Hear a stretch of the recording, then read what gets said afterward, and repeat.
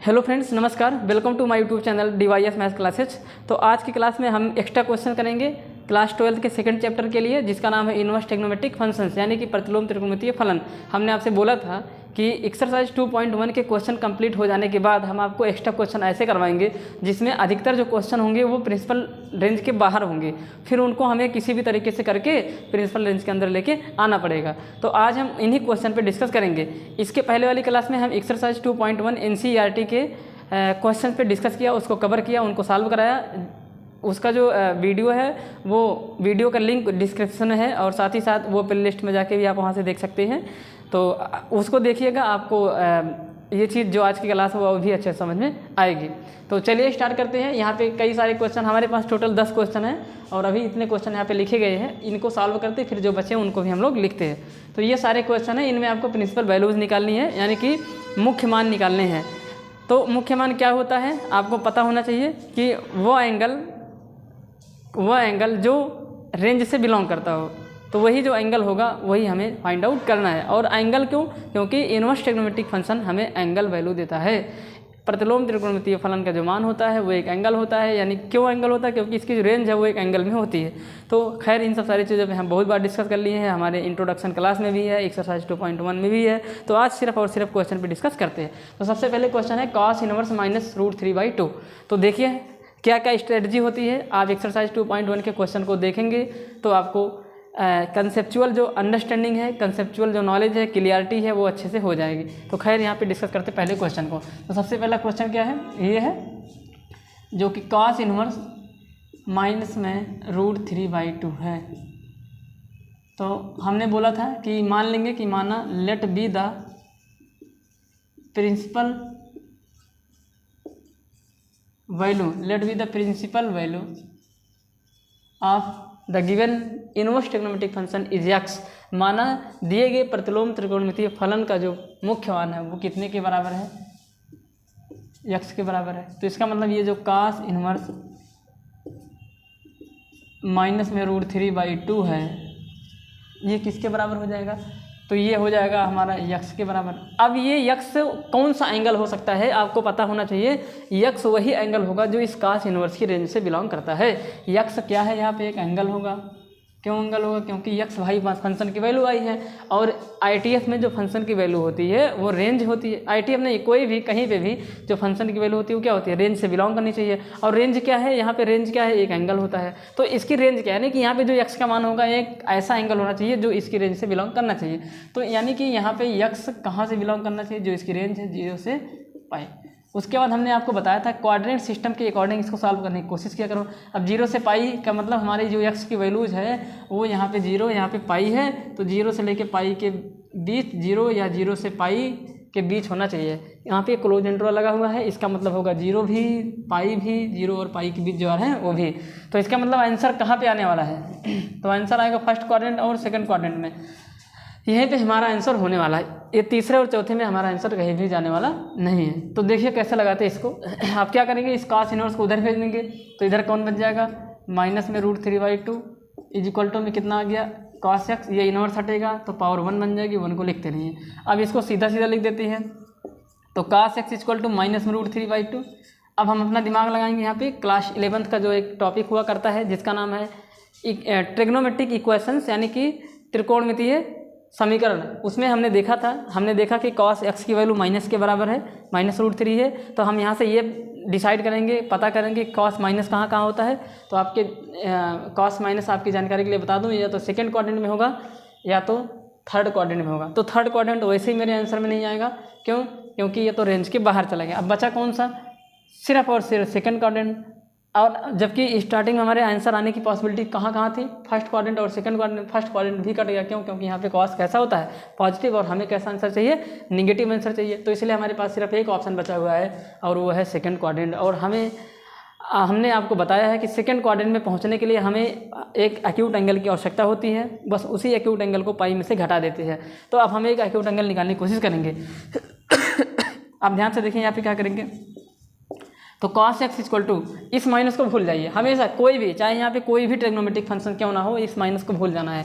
इस माइनस को भूल देंगे मतलब यहाँ पे लगा देंगे। और बताइए अब कौन बचा, सिर्फ √3/2। आपको सिर्फ √3/2 पे फोकस करना है और ऐसे सोचना है कि cos कितने की वैल्यू √3/2 हो। इस माइनस ऐसे मत सोचना है कि cos कितने की वैल्यू -√3/2 हो, ऐसा आपको बिल्कुल भी नहीं सोचना है। आपको ऐसा सोचना है कि cos की कितने की वैल्यू √3/2 होनी चाहिए, यानी कि x की वैल्यू को क्या लग दे कि आंसर √3/2 आ जाएगा। तो आंसर है आपका जवाब होगा। और एक्यूट एंगल में ही सोचना है, तो वो जो होगा वो आपका 30 डिग्री होता है, जिसको हम लोग लिखते हैं, इसको लिख सकते हैं cos π/6, यानी कि ये cos π/6 का मान है √3/2। ये माइनस यहाँ पे लगा दिया। अब अगर यहाँ पे cos की जगह दूसरा कोई होता तो हम इसको ऐसे लिख देते, -cos π/6 को लिख देते cos -π/6, उसके बाद यहाँ पे कंपेयर कर लेते। अभी कंपेयर नहीं कर पाएंगे, क्यों? क्योंकि यहाँ पे माइनस लगाओ। बट ये चीज़ ऐसे होगी नहीं, cos में नहीं होती है, sin tan sec में भी नहीं होगा, sin tan cosec cot इन चारों में होता है ऐसा, और किसी में नहीं होता है, इसलिए cos में थोड़ा सा प्रॉब्लम होता है। दूसरी बात, मेरा आंसर सेकंड क्वाड्रेंट में होने वाला है, तो ये π/6 सेकंड क्वाड्रेंट का एंगल है ही नहीं है, तो इसका मतलब ये भी इस तरीके से भी ये कट जाता है। तो ये चीज़ यहाँ पे नहीं कर सकते थे, वरना कर देते।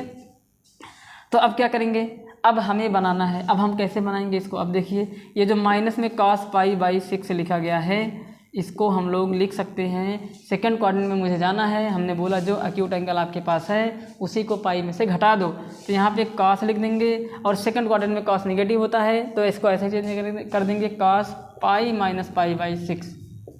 वही एक्यूट एंगल घटाए किसमें से, पाई में से, और जो ये होगा ये माइनस cos π/6 क्या होगा बराबर, क्योंकि यहाँ पे फार्मूला बना cos π - थीटा, और cos π - theta minus cos theta के बराबर है। कंपेयर करेंगे, थीटा की जगह पे कितना लिखा हुआ है π/6। It means this is written as cos -cos π/6, तो ये -cos π/6 ही लिखा गया है। तो इस तरीके से कर सकते हैं। अब इसको थोड़ा सा सॉल्व करेंगे, इसको क्या करेंगे हम लोग सॉल्व करेंगे, तो cos, और इसको जब सॉल्व करेंगे 6 1 6 pi minus pi equal to 5 π/6, और इधर कितना लिख देंगे -cos π/6, और -cos π/6 की जगह पे हम लिख सकते हैं cos π/6। तो जहाँ पे -cos π/6 लिखा था, यहाँ पे cos 5 π/6 को हम लोग लिख सकते हैं। ठीक, अगर इसके पहले हम यहाँ पे cos π/6 बोलेंगे तो वो गलती से बोल दिया हूँ। हमने ये बोला कि -cos π/6 की जगह पे हम cos 5 π/6 लिख सकते हैं। अब बताइए ज़रा, ये जो -cos π/6 है ये किसके बराबर है, तो ये cos x के बराबर है। तो cos x equal to cos 5 π/6 कितना आ गया, cos 5 π/6, ऐसे आ गया ना ये। अब यहाँ से कंपेयर कर सकते हैं क्योंकि दोनों जगह पॉजिटिव आ चुका है। तो बताइए x बराबर क्या होगा, ऊपर लगाते हैं।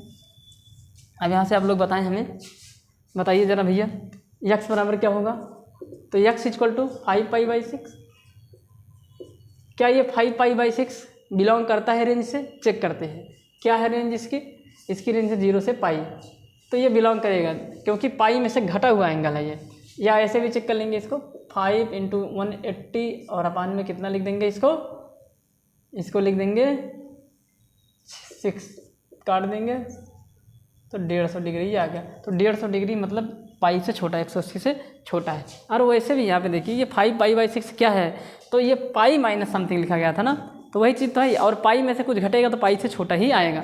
तो यहाँ से कंपेयर कर लिया तो ये चीज़ इसके बराबर आ गई। अब यहाँ पे लिखेंगे दिस इज बिलोंगिंग 0 to पाई।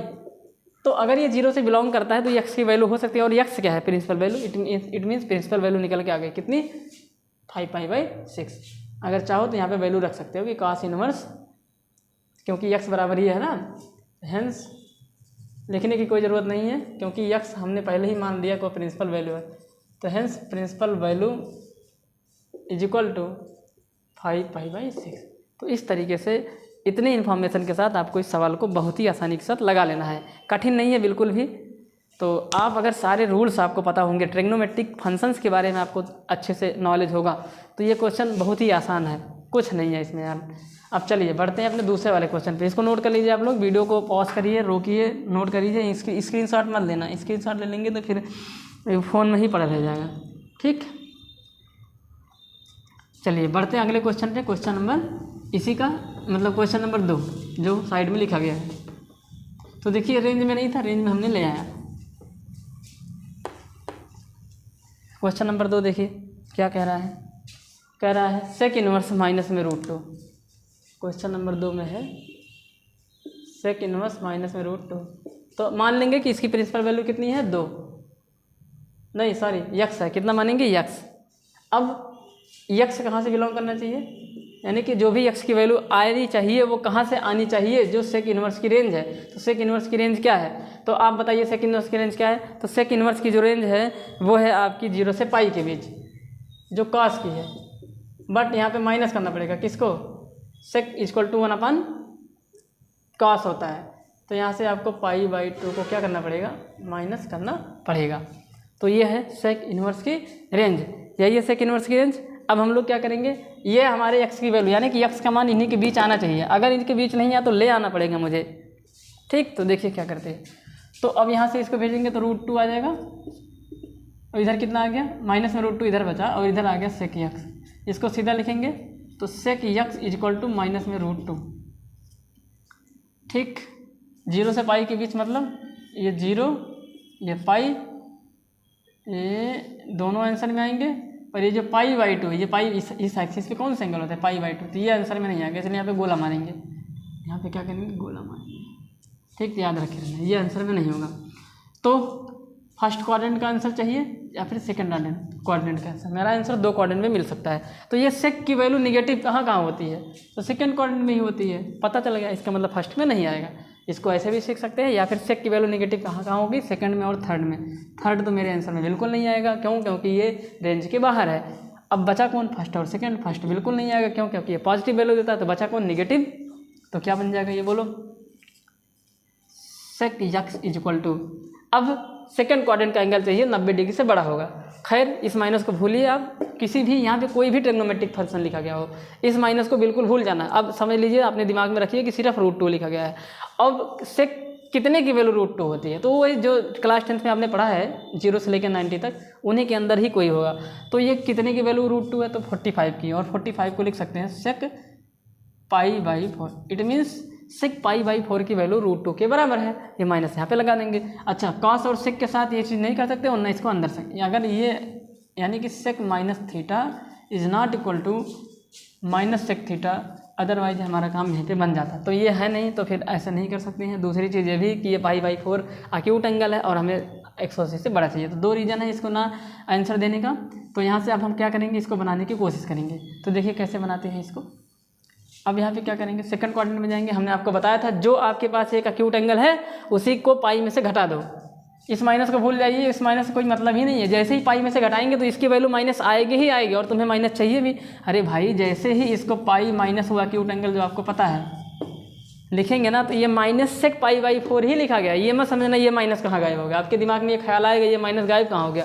तो सेक पाई में से जब कुछ घटाएंगे तो सेकंड क्वाड्रेंट में जाएंगे, और सेकंड क्वाड्रेंट में जो भी वैल्यू आएगी वो निगेटिव ही तो आएगी। तो ये निगेटिव लिखा गया, ये माइनस सेक π/4 ही लिखा गया मेरे भाई। यहाँ से इस माइनस को देख के कन्फ्यूज मत हो जाना। तो अब क्या करेंगे, तो ये चीज़ इसके बराबर है, तो इसका मतलब है कि ये इसके बराबर, ये इसके बराबर, तीनों आपस में बराबर। तो इसको लिख देंगे सेक x, इसका मतलब ये दोनों भी बराबर। तो sec x equal to sec pi minus π/4 करेंगे तो कितना आ जाएगा बोलो, सॉल्व करेंगे 4 × 4 pi minus pi equal to 3 π/4। अब कंपेयर कर लेंगे तो x की वैल्यू किसके बराबर आएगी, 3 π/4 के। लेकिन आपको पता करना पड़ेगा कि क्या ये जो 3 π/4 है ये बिलोंग करता है 0 से पाई के बीच। तो ये बिलोंग करता है, तो यहाँ पे लिख देंगे चूँकि 3 π/4 इज बिलोंगिंग 0 से पाई एंड π/2 तो बाहर कर देंगे। चेक कर लीजिए इसको, तो ये आ जाएगा 45, और 45 × 3 करेंगे 135 है। तो ये x का मान है, और x क्या था, x आपका प्रिंसिपल वैल्यू था। तो hence principal value is equal to 3 π/4, और ये 3 π/4 जो एंगल है वही इसकी प्रिंसिपल वैल्यू है। ठीक, बोलो समझ आ गया आपको, ये नहीं समझ आया। तो इस तरीके से ये क्वेश्चन हुआ। अब हम लोग बढ़ते हैं अपने अगले क्वेश्चन पे। आपका जो फेयर वर्क है वो सिर्फ ये सब है, ये सिस्टम आपका फेयर वर्क नहीं है, ये आपके समझने के लिए है। अब हम लोग बढ़ते हैं अपने नेक्स्ट क्वेश्चन नंबर 3 पे। तीसरे वाले क्वेश्चन में देखिए क्या कह रहा है कि कॉट इनवर्स माइनस में √3। तो मान लेंगे कि ये जो कॉट इनवर्स माइनस √3 है, इसकी जो प्रिंसिपल वैल्यू है वो कितनी है, x है। तो ये x कहाँ से बिलोंग करना चाहिए, यानी कि x की क्या वैल्यू हो सकती है, तो जो इसकी रेंज होगी, इसकी रेंज क्या है, 0 से लेके पाई के बीच है। तो क्या क्या क्वाड्रेंट पॉसिबल हो सकते हैं, तो ये है 0, ये है पाई, 0 भी आंसर में नहीं चाहिए और पाई भी आंसर में नहीं चाहिए, तो फिर क्या चाहिए, 0 और पाई के बीच जो आ रहा है वही आंसर में चाहिए। इसका मतलब आंसर हमारा या तो फर्स्ट क्वाड्रेंट में आएगा या तो सेकंड क्वाड्रेंट में, इनमें से कोई एक ही होता है। आप कई सारे क्वेश्चन से ये चीज़ एनालाइज किए होंगे। तो अब बताइए क्या करते हैं, अब इसको सॉल्व करते हैं। तो क्या बच गया इधर से, तो cot x की वैल्यू कितने के बराबर आ गई, √3 के बराबर आ गई। अब आपको यही तो सोचना है, हमने यही तो आपको बताया था, इस माइनस को भूल जाइए और आप सोचिए cot कितने की वैल्यू √3 होती है और इस माइनस को लगा दीजिए। भूलने का मतलब ये है कि जब आप ये चीज़ सोचेंगे कि cot कितने की वैल्यू ये होती है तो माइनस के साथ नहीं सोचना है, सिर्फ प्लस वाला सोचो। इस माइनस को यहाँ पे लगा दो, तो cot माइनस √3 किस पे होती है, तो ये cot π/3 का मान 6 का मान है √3। ठीक, अब आप जानते हैं एक फार्मूला होता है -cot theta = cot minus theta, यानी कि ये चीज़ इसके बराबर है और ये चीज़ इसके बराबर है। तो यानी कि इसी फार्मूले को हम ऐसे भी कर सकते हैं, cot माइनस थीटा = माइनस में cot थीटा के बराबर होगा। जैसे ज़रूरत होगी वैसे करेंगे। यहाँ माइनस आगे लगा है, मतलब ये ऐसे है, इसको अंदर ले जा सकते हैं। तो cot x =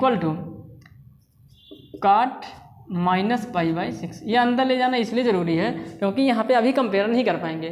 क्यों, क्योंकि इधर प्लस cot है इधर माइनस cot है, तो ऐसे कंपेयर नहीं होता। अब कंपेयर हो जाएगा, तो बताइए x = कितना आ जाएगा, बोलेंगे -π/6।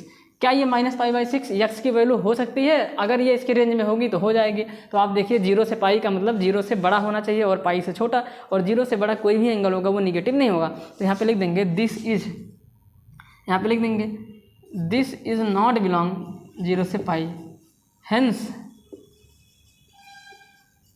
This is not principal solution. अब ये प्रिंसिपल सोल्यूशन नहीं है, यानी कि ये मुख्य मान नहीं है। तो अब क्या करें मुख्य मान के लिए, अब करते ये है इसी -cot π/6 को बनाने की कोशिश करते हैं। तो यहाँ से फिर से हम लोग अपने बात को स्टार्ट करेंगे। ठीक, हमें लगा कि लाइए आपको हम समझा देते कि ये क्यों नहीं है। तो देखिए अब जो है क्या था ये आपका, ये जो -cot x, ये जो -cot π/6 है, ये किसके बराबर है। तो आपको cot की वैल्यू कैसे चाहिए, माइनस में चाहिए। तो माइनस में cot कहाँ कहाँ होता है, तो माइनस में cot होगा या तो फोर्थ क्वाड्रेंट में होगा या तो सेकंड क्वाड्रेंट में होगा। तो फोर्थ क्वाड्रेंट तो आंसर में आएगा नहीं क्योंकि ये रेंज में नहीं है, तो फिर कौन सा बचा, सेकंड क्वाड्रेंट आंसर चाहिए। और सेकंड क्वाड्रेंट में जाने के लिए मैंने आपको बहुत क्वेश्चन बताया है कि पाई में से वो एक्यूट एंगल घटा देते हैं जो हमें पता है, उसी न्यून कोण को पाई में से क्या करेंगे, माइनस कर देंगे। तो कौन सा न्यून कोण है, π/6 है। तो ये cot पाई माइनस π/6 करते ही ये -cot π/6 ही लिखा गया है। इस माइनस, ये माइनस आप लिए सिरदर्द बना होगा जो थोड़ा सा कमज़ोर है वो समझने की कोशिश करें, ये माइनस ही लिखा गया है। जब cot पाई माइनस समथिंग करते हैं तो -cot आंसर देता है, यानी कि ये -cot ही लिखा गया है। बस जब इसको आगे सॉल्व करेंगे ये क्या लिखा गया है, -cot π/6 ही लिखा गया है, पर इसको हमें लिखने के तरीक़ों को थोड़ा सा चेंज कर देना है। तो ठीक है, अब ये किसके बराबर हो जाएगा बोलो, तो ये सॉल्व करेंगे तो आ जाएगा cot 6 1 जा 6 में से 1 जाएगा, कितना आएगा 5, पाई बाई में कितना आ गया 6, और इधर कितना आ गया -cot π/6। और ये जो -cot π/6 है मेरे भाई, इसको हम लोग क्या लिख सकते हैं, -cot π/6 को, तो -cot π/6 को हम लोग cot x से लिख सकते हैं। क्या लिख सकते हैं, -cot x,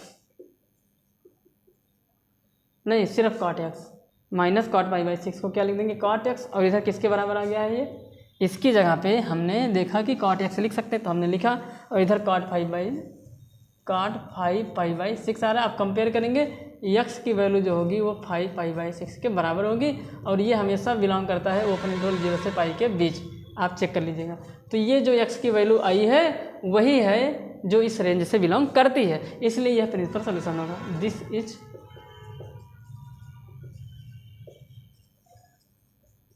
this is principal solution. तो ये है प्रिंसिपल सोल्यूशन, ये आपका मुख्य मान है।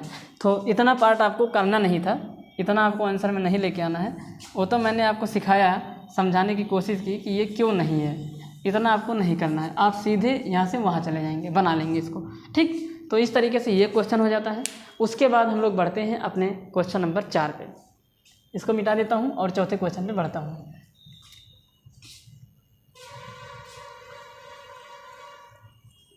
ये जो अप्रोच है मैं हर एक क्वेश्चन में बता रहा हूँ, और एक टाइम बाद आपको ये याद हो जाएगा। तो उसके बाद है cosec इनवर्स माइनस में √2, कितना है, क्वेश्चन नंबर 4 क्या कह रहा है, कॉसेक इनवर्स माइनस में √2। क्या करेंगे यहाँ पे, मान लेंगे प्रिंसिपल वैल्यू कितनी है, यक्स है, तो यक्स कहाँ से बिलोंग करना चाहिए, यानी कि जो भी यक्स का मान है वो कहाँ से होना चाहिए, तो यक्स बिलोंग करना चाहिए ओपन इंटरवल -π/2 से +π/2, लेकिन बीच में जो जीरो आया है उस जीरो को हमें माइनस करना पड़ेगा। ये इसकी रेंज होती है किसकी, कॉसेक इनवर्स की, तो इसी रेंज से इसको बिलोंग करना चाहिए था। तो फिर आंसर में क्या आएगा, तो आंसर में 0 से -π/2 यहाँ है और +π/2 यहाँ है, लेकिन ओपन इंटरवल लगा तो ना तो ये आंसर में चाहिए ना तो ये, यानी कि y और y डैश एक्सिस के एंगल आंसर में नहीं चाहिए। तो फिर मुझे क्या चाहिए, अगर y और y डैश का, तो इसका मतलब है कि ये क्वाड्रेंट यानी कि फर्स्ट क्वाड्रेंट और फोर्थ क्वाड्रेंट का आंसर मुझे चाहिए। अब देखिए ध्यान से देखते जाइए, अब इसको सॉल्व करेंगे, क्या कर देंगे, यहाँ पे लिख देंगे कॉसेक यक्स की वैल्यू किसके बराबर आ गई, -√2 के। अगर आप भूल रहे हो तो एक स्टेप कर देता हूँ, ये कॉसेक इनवर्स उधर जाएगा, कॉसेक यक्स उधर बनेगा, इधर क्या बना -√2।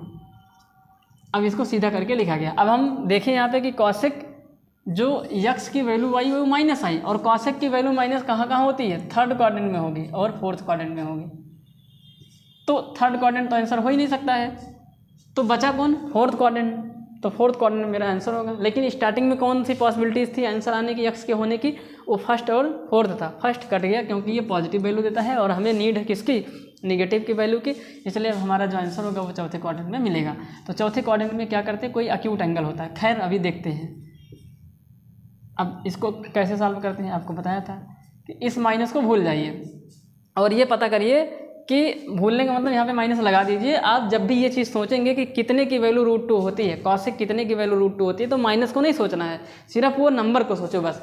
तो कॉसेक कितने का मान √2 होता है, तो 45 डिग्री यानी कि π/4 का होता है, तो ये माइनस लगा देंगे। लेकिन यहाँ पे पूरा ऐसे लिखेंगे, यहाँ पे लिखेंगे कॉसेक π/4, तो कॉसेक π/4 का। अब एक फार्मूला होता है, फार्मूला क्या होता है, यहाँ पे लिखेंगे बाई फार्मूला, या यहाँ पे साइड में लिखते हैं, बता देंगे अभी साइड में। तो कॉसेक यक्स इक्वल टू, ये माइनस अंदर जाएगा, इसको लिख देंगे कॉसेक माइनस में π/4। क्यों, क्योंकि ये फार्मूला है कॉसेक माइनस थीटा, क्या फार्मूला है, cosec minus theta equal to minus cosec theta.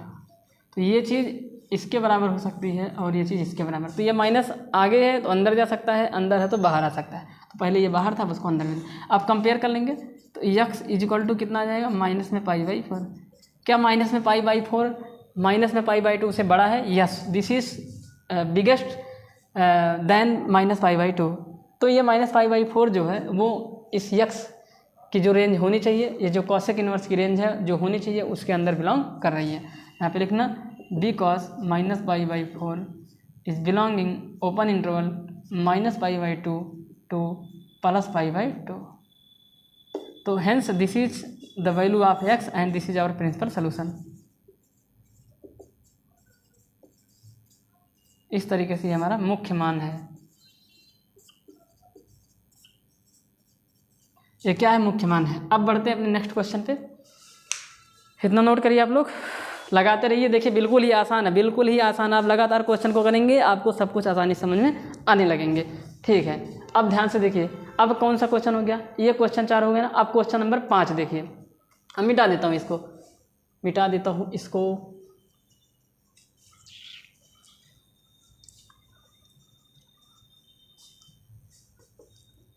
Question number 5 देखिए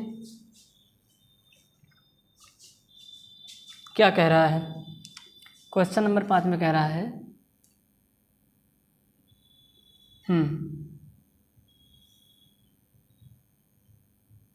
साइन इनवर्स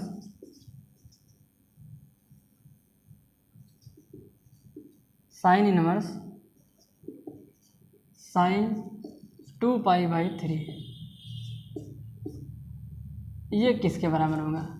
तो एक काम करते हैं, आपको थोड़ा सा ये पिछला वाला क्वेश्चन एक बार फिर से उसके बाद करके दिखाते हैं। और ये जो क्वेश्चन है ये कुछ और नहीं, ये पिछले वाले जो क्वेश्चन कराए गए वही है। दिखाता हूँ कैसे, क्योंकि उसमें हम एक आध दो स्टेप को लिखते नहीं है लास्ट में। अगर चाहे तो लिखेंगे तो अच्छे से क्लियर हो जाएगा। जैसे कोई एक क्वेश्चन ले लेते हैं, मान लो लिखा गया हो काश नहीं लिखूँगा। जैसे मान लो लिखा गया हो, चलो ये वाला क्वेश्चन ले लेता हूँ यार, ये कॉसेक वाला ही ले लेता हूँ। तो कॉसेक इनवर्स -√2 था अभी, यही ना। तो हमने माना था कि ये किसके बराबर है, यक्स के बराबर है।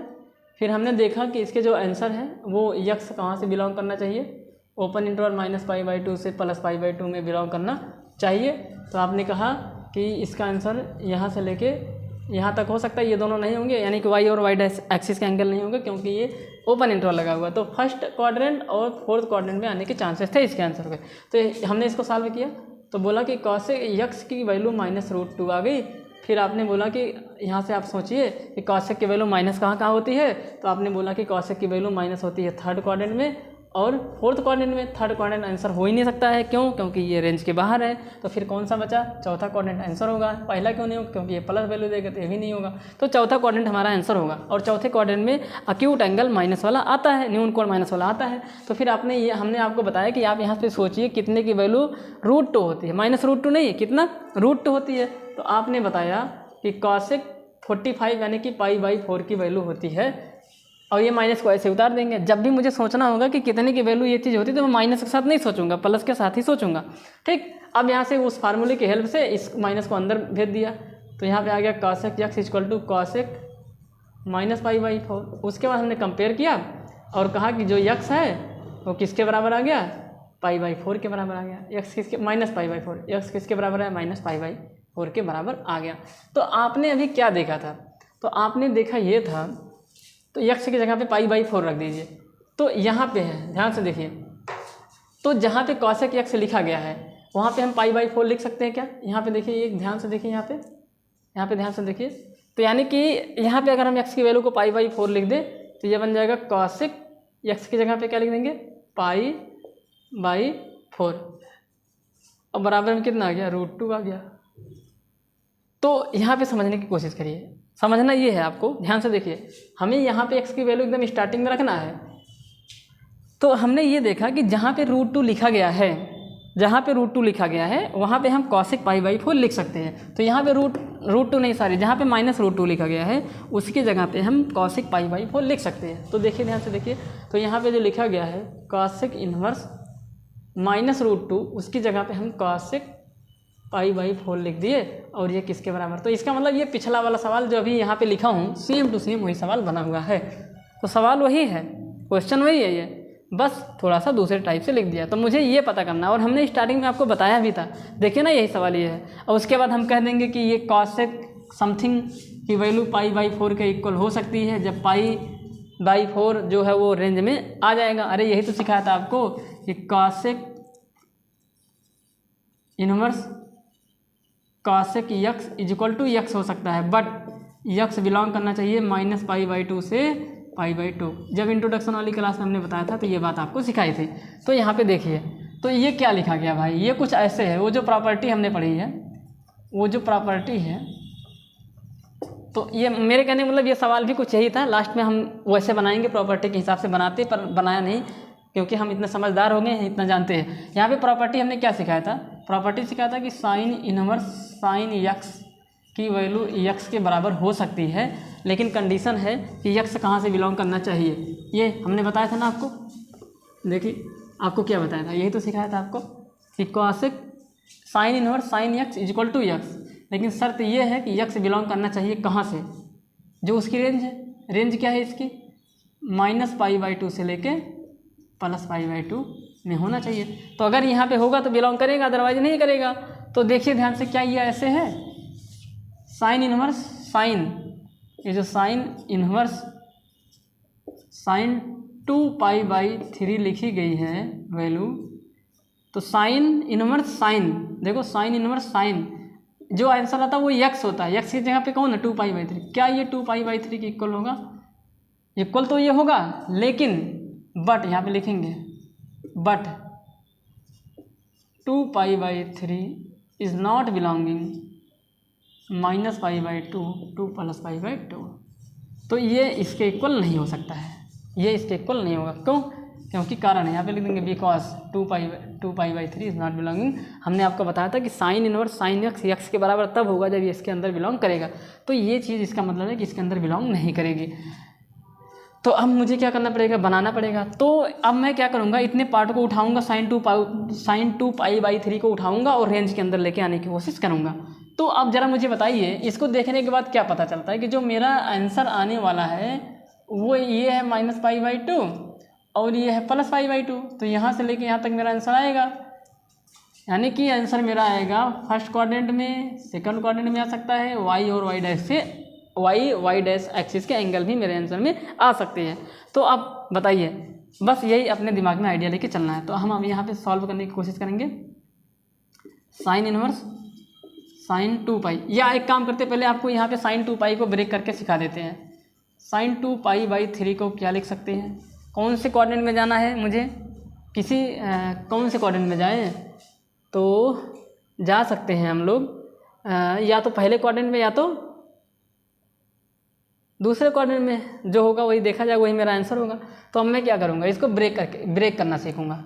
तो देखिए इसको क्या लिख सकते हैं, तो इसको लिख सकते हैं sin 2π/3 को पाई माइनस 1 सेकेंड, इसको लिख सकते हैं sin पाई माइनस π/3। अब पाई में से कुछ घट गया, तो अगर पाई में से घटा है तो इसका मतलब निकल के आ रहा है कि जो भी आंसर आएगा वो आपका सेकंड क्वाड्रेंट में होने वाला है, और सेकंड क्वाड्रेंट में मुझे आंसर चाहिए नहीं। क्या करेंगे, सेकंड क्वाड्रेंट में मेरा आंसर नहीं होगा। लेकिन हाँ, अब यहाँ पे हम लोग फार्मूला यूज़ करेंगे। कौन सा फार्मूला, यहाँ पे लिख देंगे sin π-θ, और ये sin π-θ sin थीटा के क्या होता है, बराबर होता है, ये सूत्र है। तो पाई तो ठीक है, और थीटा की जगह कितना लिख देंगे, π/3। तो इसका मतलब ये है कि ये जो sin 2π/3 लिखा गया है, इसको हम लोग sin π/3 भी कह सकते हैं। अरे भाई, थीटा की जगह कौन है, π/3, तो बस यही करना था आपको। यहाँ पे आएगा साइन इनवर्स, sin 2π की जगह पे लिख देंगे 2π/3 की जगह लिख देंगे sin π/3। यहाँ पे कहाँ गया, यहाँ, तो बराबर में कितना आ गया, बराबर में आ जाएगा आपका π/3। अब ये जो π/3 है ये बिलोंग कर जाएगा -π/2 से लेके +π/2 के बीच, इसलिए ये जो हमारा आंसर होगा ये इसमें वो होगा π/3। कितना आंसर आएगा, π/3। अब यहाँ पे आंसर आ सकता है, तो इतनी बातों को ध्यान में रखना पड़ेगा। ठीक, चलिए, तो ये चीज़ हो गई आपकी। तो आपको क्या करना था, ये प्रॉपर्टी की हेल्प से हमने देखा कि ये x के बराबर नहीं हो सकता था, पहले तो आ रहा तो नहीं होगा, इसको मिटा देता हूँ, तो ये आपके आंसर में आएंगे। ठीक, सीधे सीधे ये लिख सकता हूँ। अगर कहो तो एक स्टेप और करके दिखा सकता हूँ, देखिए कैसे। साइन इनवर्स sin 2π को यहाँ पे एक ब्रैकेट और लगाता हूँ, और sin 2π को लिख दूँगा π-π/3। अब ये sin π-π/3 π/3 के बराबर है। साइन इनवर्स कंपेयर कर लेंगे तो ये π/3 के क्या हो जाएगा, बराबर हो जाएगा। इस तरीके से ये सवाल लगा। अब उसके बाद हम लोग बढ़ते हैं अपने अगले छठवें वाले क्वेश्चन पे। इसको नोट कर लीजिए आप लोग। 6 नंबर क्वेश्चन देखिए।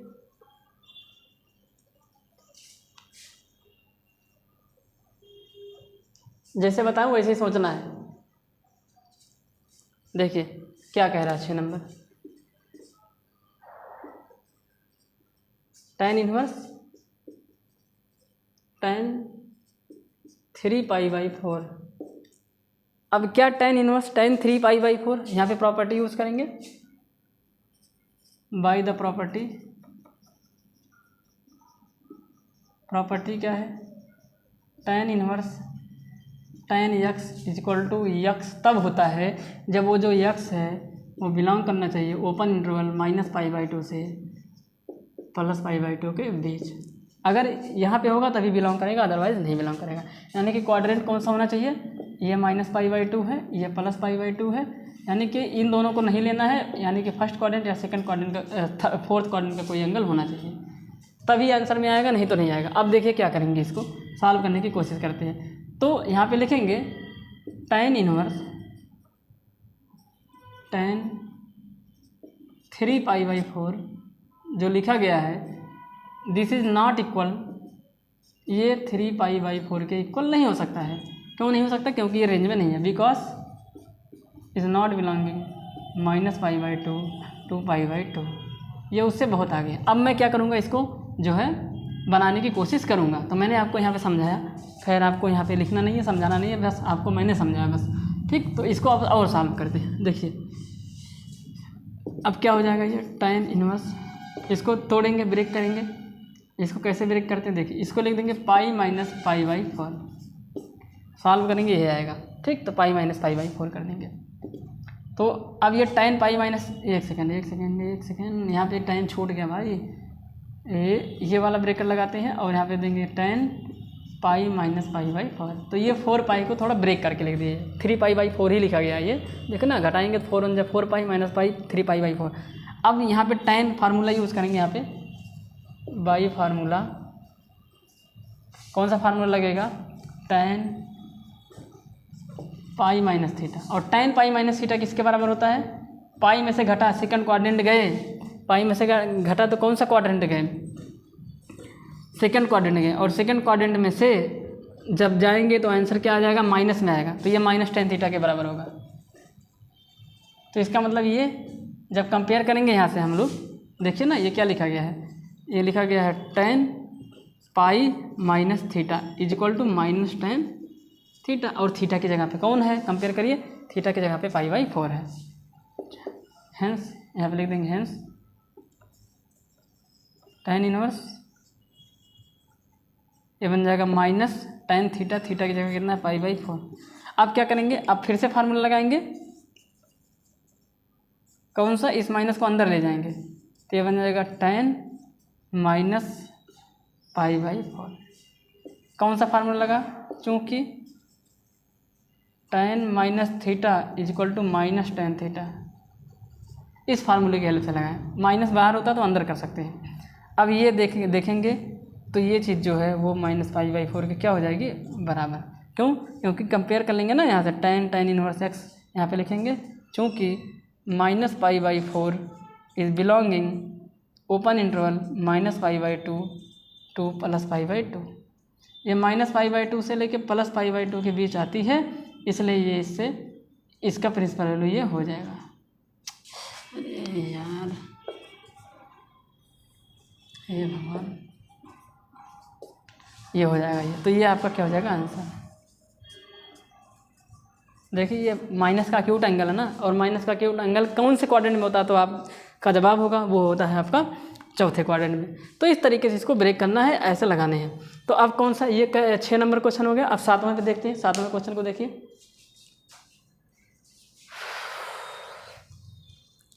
क्वेश्चन नंबर 7 मिटा दे रहे हैं इसको, देख लीजिएगा आप लोग, इसमें कई सारे फार्मूले लगे हुए हैं। देखिए क्वेश्चन नंबर 7 क्या कह रहा है, कह रहा है cos inverse cos 7 pi by 6। तो ये cos इनवर्स cos समथिंग जो भी आंसर आता है वो 0 से पाई के बीच होना चाहिए, ठीक है। किसके बीच होना चाहिए, 0 से पाई, क्योंकि यहाँ पे लिख देंगे because cos inverse cos x is equal to x तब होगा when x belonging 0 to pi. और 0 टू पाई का मतलब ये 0 ये पाई, आप शुरू से देख रहे हैं, तो ये सब आंसर में आएंगे, फर्स्ट क्वाड्रेंट, सेकंड क्वाड्रेंट, और x और x डैश एक्सिस एंगल में आना चाहिए। तो अब देखिए इसको कैसे बनाएंगे। इसको बनाना बेहद ही आसान है।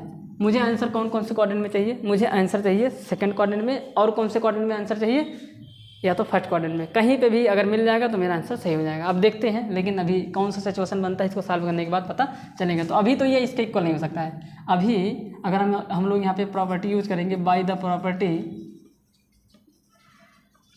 क्या, cos inverse cos x is equal to x तब होता है जब वो चीज़ होती है। तो यहाँ पे नहीं लिख सकते, यानी कि cos inverse cos 7 pi by 6 is not equal to 7 pi by 6 because 7 pi by 6 is not belonging 0 to pi.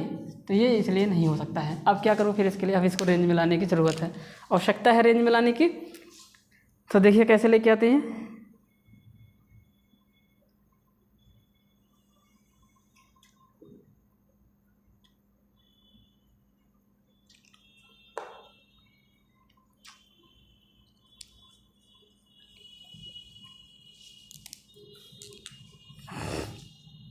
तो अब क्या करेंगे, 9 इसको बनाएंगे, कास इनवर्स कास 7π/6 को क्या लिख सकते हैं बताइए?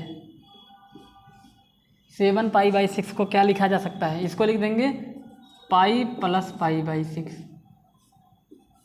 लिख सकते हैं कि नहीं लिख सकते हैं? पाई प्लस π/6 पाई 6 1 6 तो ये चीज़ यहाँ पे लिखा गया है, इसको ऐसे लिख सकते हैं। अब हम यहाँ पे एक फार्मूला यूज करते हैं D cos pi plus theta. अब पाई में थीटा जुड़ा हुआ है तो ये थर्ड क्वाड्रेंट में जाएगा और थर्ड क्वाड्रेंट में कॉस कैसा होता है? नेगेटिव। तो ये कॉस थीटा के बराबर है। कंपेयर करेंगे, पाई की जगह पाई है और थीटा की जगह कितना लिखा गया है? 7π/6 लिखा गया है। कितना लिखा गया है? π/6। तो अगर ये थीटा की जगह 7π/6 लिखा गया है तो हम इसको लिख सकते हैं कॉस इनवर्स कॉस, अरे भाई तब ये क्या बन जाएगा आपका? है यही सवाल ना, देखिए pi plus theta minus cos theta के बराबर। किसके बराबर है? माइनस कॉस थीटा के। तो ये बन जाएगा माइनस कॉस π/6। ये कितना बन गया? माइनस आगे लगा देंगे और यहाँ पे आ जाएगा कॉस π/6। अब देखिए, अब इसको अंदर नहीं कर सकते हैं, ये फर्स्ट क्वाड्रेंट का एंगल नहीं है, माइनस नहीं चाहिए, इसको प्लस बनाना है। अब क्या करूँगा? अगला जुगाड़ मेरे पास क्या है? Cos inverse. अब पाई में से इसी एक्यूट एंगल घटाऊंगा, सेकंड क्वाड्रेंट में चला जाऊंगा क्योंकि ये अंदर जा नहीं सकता है। अब यहाँ पे समझना, ये कॉस के लिए यही तो दिक्कत है, कॉस में ही सबसे ज़्यादा प्रॉब्लम है। ये माइनस आ गया और हम कंपेयर नहीं कर सकते क्योंकि हमारी जो प्रॉपर्टी है वो कॉस इनवर्स कॉस है, ना कि कॉस इनवर्स माइनस कॉस है। तो अब मैं क्या करूँगा? ये जो माइनस कॉस π/6 लिखा गया है, इसको दूसरा लिखने का तरीका क्या है? अब बताइए, कॉस माइनस कहाँ होता है? तो फर्स्ट क्वाड्रेंट में तो नहीं होगा, तो या तो सेकंड में होगा या तो थर्ड में होगा, या तो सेकंड में होगा या तो थर्ड में होगा। थर्ड से ही हमने इसको ब्रेक करके ले आया, तो अब हम सेकंड क्वाड्रेंट में जाएंगे। तो इसके पहले कॉस के कई सारे क्वेश्चन हमने बताया है। सेकंड क्वाड्रेंट में जाने के लिए हम क्या करेंगे? उस एक्यूट एंगल को पाई में से घटा देंगे। तो इसको लिख देंगे कॉस पाई माइनस π/6। तो कॉस पाई माइनस π/6 किसके बराबर होगा? तो ये, क्योंकि सेकंड में भी कॉस नेगेटिव होता है, थर्ड में भी कॉस नेगेटिव होता है, तो कॉस पाई प्लस समथिंग करिए या पाई माइनस समथिंग करिए, बात तो एक ही हुई। तो इसी चीज़ को अब मैं ऐसे लिख सकता हूँ कॉस पाई माइनस π/6, क्योंकि कॉस पाई माइनस थीटा, यहाँ पे लिख देंगे cos pi minus theta is equal to minus cos theta के क्या होता है? बराबर थीटा की जगह कौन बैठ गया है? आके π/6 बैठ गया है। कितना आया है? π/6। तो ये बन जाएगा माइनस कॉस π/6। तो वही तो लिखा गया था ये माइनस कॉस π/6, तो लेकिन इसको दूसरे हिसाब से लिख दिया, दूसरे हिसाब से लिख दिया ना इसको। अब ये सॉल्व होकर कितना आएगा बोलो? जब इसको सॉल्व करेंगे तो 5π/6 आ जाएगा। 6 1 6 6 में जाएगा 5π/6।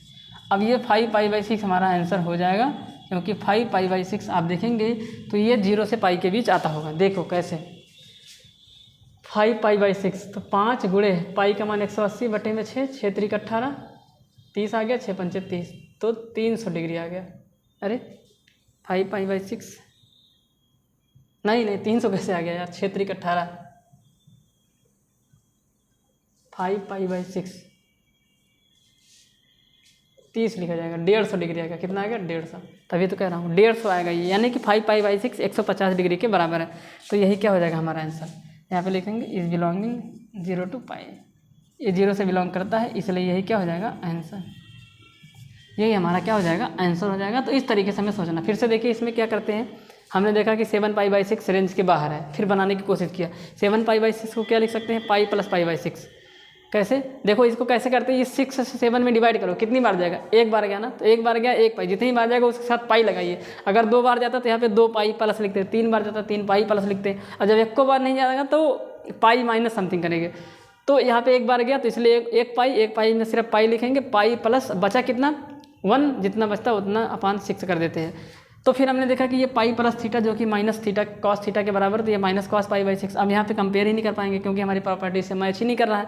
तो क्या करेंगे, इसको फिर से ले जाएंगे सेकंड क्वाड्रेंट में। और ऐसे सवाल हमने बताए हैं पिछले कई क्वेश्चन में कि ये माइनस को फोकस ही ना करो, ये पता करो कि ये कॉस माइनस और कहाँ होता है। तो आपने देखा कि ये अब तक तो ये थर्ड क्वाड्रेंट में था, अब थर्ड में दोबारा तो जाएंगे नहीं। अब कौन सा हमारे पास ऑप्शन बचा सेकंड क्वाड्रेंट में जाने के लिए जो अपने पास एक्यूट एंगल है उसी को पाई में से क्या कर दो, माइनस कर दो। तो वही चीज़ यहाँ पे किया और जैसे ही माइनस किया तो ये इसको सॉल्व किया, 5π/6 आ गया।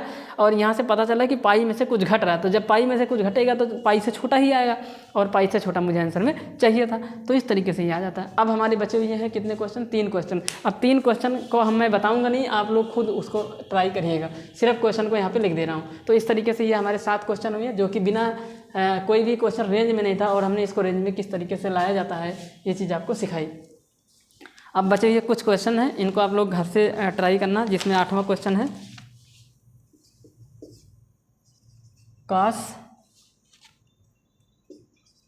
कास इनवर्स, सॉरी यहाँ पे कास इनवर्स cos 13π/6 यानी कि 13π/6। दूसरा मतलब ये 8 नंबर था ना।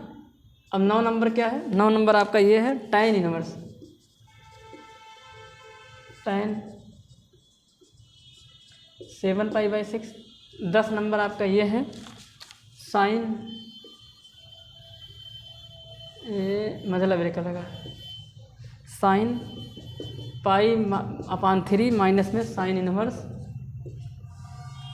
माइनस में 1/2। इसको तो देखते ही बता सकते हो आंसर कितना होगा, क्यों, क्योंकि ये sin इनवर्स माइनस 1/2। अब आपको मालूम है sin इनवर्स की रेंज -π/2 से +π/2 होती है। इसका मतलब या तो फर्स्ट क्वाड्रेंट में या तो फोर्थ क्वाड्रेंट में, या नेगेटिव है तो पता चल गया ये -π/6 की वैल्यू है। अब ये -π/6 के ही बराबर है, किसके बराबर, -π/6। तो ये π/3 -π/6 है, ये प्लस माइनस माइनस क्या हो गया, प्लस, दोनों को जोड़ना आंसर आ जाएगा साइन के साथ। मतलब देखो इसको सॉल्व कर देते हैं यार, ये दोनों आप लोग लगा लीजिएगा, इसको हम लोग सॉल्व कर देते हैं। ये आपका समझ लीजिए होमवर्क है, और इसको मैं लगा देता हूँ। ये लिखा गया sin π/3, ये sin इनवर्स -1/2 किसके बराबर होगा, यहाँ साइड में देखिए sin इनवर्स -1/2 मान लेंगे x है, तो यहाँ पे बोलेंगे sin x की वैल्यू -1/2। sin x की वैल्यू -1/2 कहाँ होती है, sin की वैल्यू जब -π/6 के बराबर होती है। तो कंपेयर करेंगे, x की वैल्यू -π/6 है, क्या ये रेंज में आ रही है, yes this is in the range, ये रेंज के अंदर आ रही है। तो और x की जगह पे क्या लिख सकते हैं, यानी कि इसकी जो प्रिंसिपल वैल्यू, x की जगह क्या लिख सकते हैं, x की जगह sin इनवर्स -1/2। तो sin इनवर्स -1/2 की जगह पे क्या लिख देंगे, π/6। तो यहाँ पे आ गया माइनस में π/6।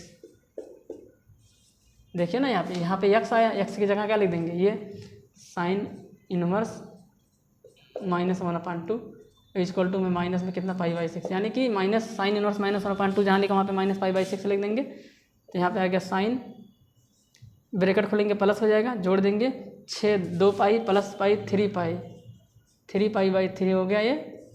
अरे भाई जब ये ब्रैकेट खुलेगा π/3 माइनस माइनस कितना हो गया, +π/6, 6 से एलसीएम 2 टाइम गया। अच्छा इसका एलसीएम 6 आएगा, सॉरी 3 नहीं आएगा, नीचे कितना आएगा 6, एलसीएम कितना होगा 6, 2 टाइम गया 2π, फिर 6 से 6 कटा 1 आया तो पाई, 3π/6 काट देंगे कितना आ जाएगा, तो π/2, तो sin π/2 आ गया। और sin π/2 का मान किसके बराबर होता है, 1 के बराबर। तो आंसर कितना आ जाएगा इसका 1। तो इस तरीके से इसको लगाना था, और ये 2 क्वेश्चन आपको खुद से लगाने हैं। तो अब जो प्रिंसिपल वैल्यूज़ के क्वेश्चन हैं उनमें हमने बहुत सारे क्वेश्चन करा दिए हैं, तो उम्मीद करता हूँ कि आपको समझ में आया होगा। अगर आपको समझने में प्रॉब्लम है तो आप इंट्रोडक्शन को पहले देखेंगे तो आपको और भी बेटर ढंग से समझ में आएगा। अगर आपको फिर भी नहीं समझ आ रहा तो वीडियो को कई बार देखने की कोशिश करें, और वीडियो को आराम से देखें, रोक रोक को देखें, तो आपको ज़्यादा ही बेटर ढंग से समझ में आएगा। दूसरी चीज़, इन सारे क्वेश्चन को एक बार देखिए, उसके बाद वीडियो को रोक दीजिए, फिर से अपने मन से लगाने का प्रयास कीजिए। अब हम लोग नेक्स्ट लेक्चर में मिलेंगे, और वहाँ पे हम एक्सरसाइज 2.2 के इंट्रोडक्शन पार्ट भी डिस्कस करेंगे। उसके बाद जो हमारा क्लास होगा वो उनके सोल्यूशन पे होगा। तो आज के लिए बस इतना ही, मिलते हैं अपने नेक्स्ट लेक्चर में।